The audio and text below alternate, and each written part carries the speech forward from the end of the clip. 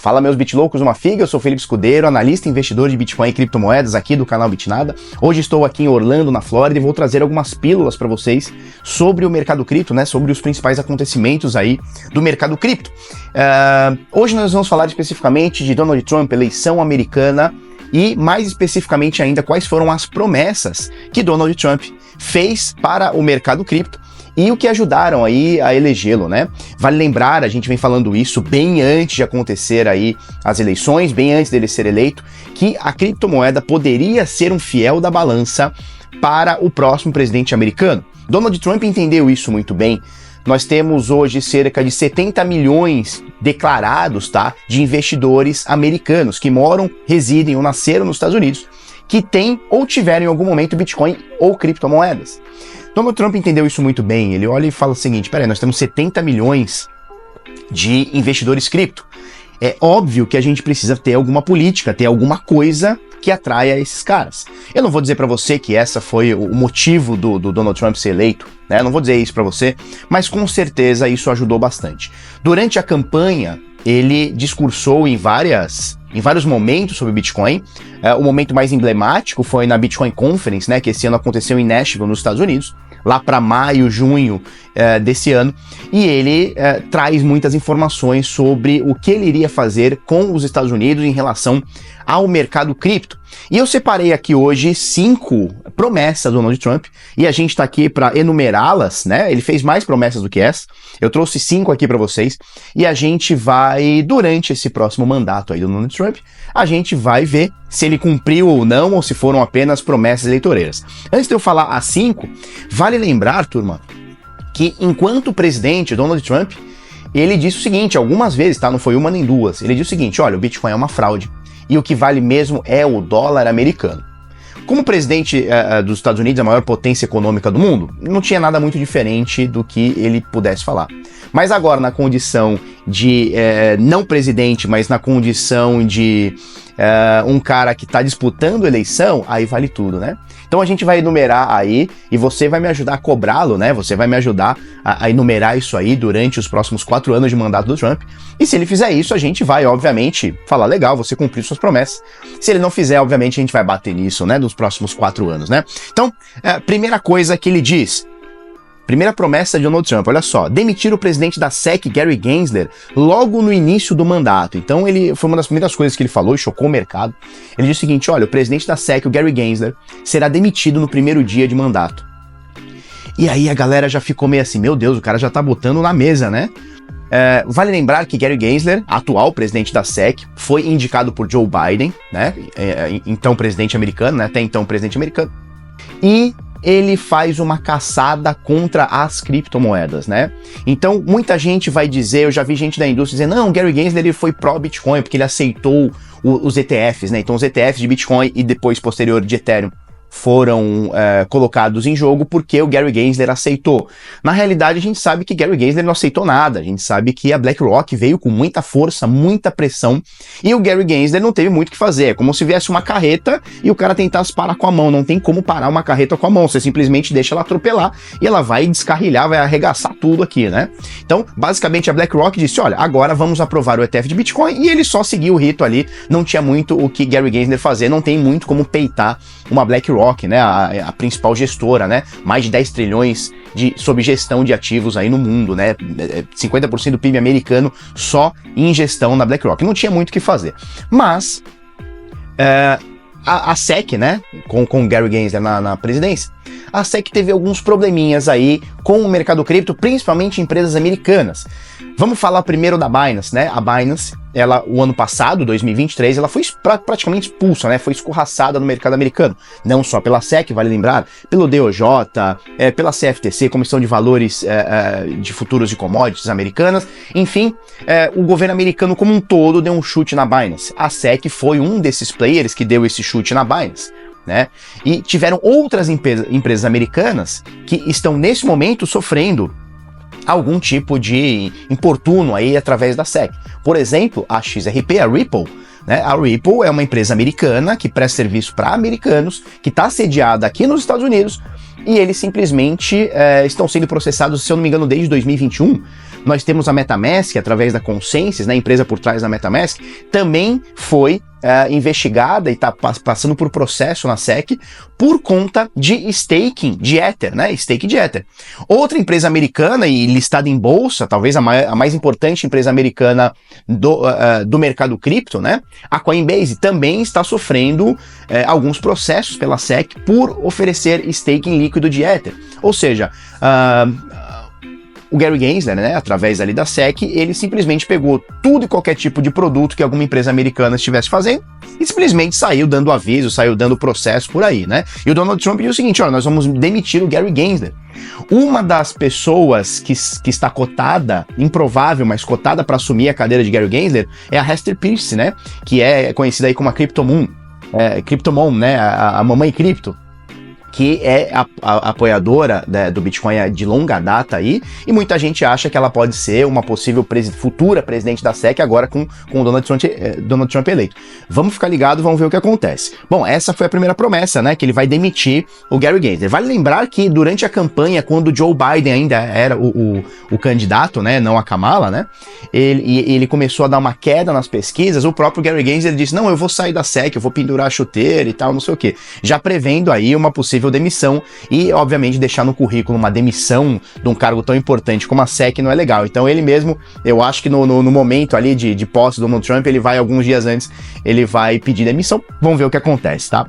Segunda e importantíssima promessa de Donald Trump. Ele diz o seguinte, lá em Miami Conference, no Bitcoin Conference em Nashville, tá? Ele diz o seguinte, olha, nós vamos criar uma reserva estratégica de Bitcoin.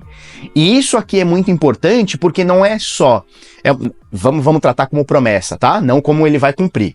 Estou julgando o que ele falou e o que ele pretende, o que ele diz que fará, não o que ele vai fazer, tá bom? São coisas distintas. A gente sempre faz a ressalva, política é política, a gente nunca sabe a hora que a merda vem, né? Mas enfim, ele diz o seguinte, criar uma reserva estratégica de Bitcoin. Essa é muito importante. Por quê?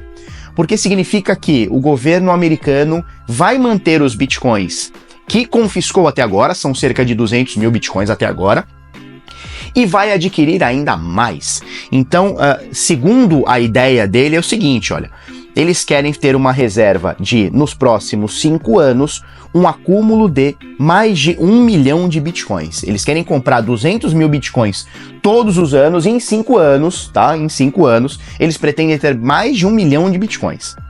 É muita coisa, a gente está falando de mais de 4% do supply de todos os Bitcoins existentes, né, as 21 milhões de unidades existentes, a gente está falando dos Estados Unidos comprar nos próximos 5 anos. E aí, se essa promessa for cumprida, se esse fundo, né, se essa reserva estratégica de Bitcoin, como ele chama, for cumprida, cara, quanto iria o preço do Bitcoin com o governo americano comprando Bitcoin na casa de milhares por mês, né? 200 mil por ano aí, segundo a promessa dele, né? Quanto iria o preço do Bitcoin? Quer dizer, os holders convictos, nossa, a gente não quer vender Bitcoin. Vai comprar de quem? Se a mineração agora está minerando cada vez menos por conta de cada halving que vem acontecendo. Então vai comprar de quem? E que preço que chegaria o Bitcoin caso o governo americano, a principal economia do mundo, começasse a dizer para todo mundo, ó, estou comprando Bitcoin, comprem também. Então, essa é uma promessa aí do Donald Trump, vamos ver se ele consegue cumprir, vamos ver se ele vai ter força para cumprir ou se foi só apenas aí uma medida eleitoreira. Uma das coisas que ele fala também durante a campanha é o seguinte, olha, vamos tornar os Estados Unidos a capital mundial das criptomoedas. Isso é importante a gente falar sobre, porque a gente acabou de falar sobre o governo americano expulsando a Binance, né, dos Estados Unidos. O que significa expulsar uma empresa americana ou não, não importa, mas o que significa expulsar uma empresa dos Estados Unidos? Significa que essa empresa vai acabar? É claro que não. Né? Seria uma utopia do governo americano, e nós comentamos sobre isso na época, que, por exemplo, expulsar a Binance dos Estados Unidos iria terminar com a Binance. Isso é óbvio que não ia acontecer. O que a Binance iria fazer? Qualquer outra empresa iria fazer e fizeram, tá? Estamos falando do caso específico da Binance. O que eles começaram a fazer? Eles vão pegar as coisinhas que eles têm nos Estados Unidos e vão levar para outra jurisdição, né? Então, por exemplo, o ano passado, não somente a Binance, a corretora, foi shotada, né, dos Estados Unidos, como a BUSD recebeu stop order, né? BUSD, Binance USD, a stablecoin da Binance, ela também foi expulsa, né? dos Estados Unidos. O que o CZ fez? O que a Binance fez? Ela pegou a BUSD, falou obrigado, pegou aqueles 4, 6 bilhões, não vou lembrar agora, mas ela pegou aqueles 6 bilhões de dólares, levou para Hong Kong e criou uma outra stablecoin chamada FDUSD.